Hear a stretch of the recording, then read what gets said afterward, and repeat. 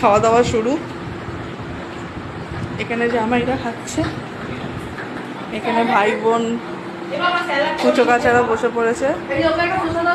এই ঘরের মধ্যে ভাই আর ছেলে খাচ্ছে। শুধু এখনো শুরু করিনি দাদা, আমি আর বোন।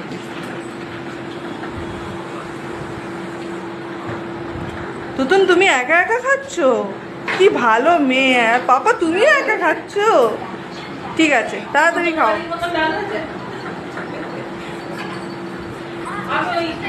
রান্না তো বলছে খুব ভালো হয়েছে। বাবা এখানে আইটেম কিভাবে বানিয়েছে প্রসেস বলছে। হ্যাঁ বলতে থাকো, আমার বন্ধুরাও শিখে যাবে।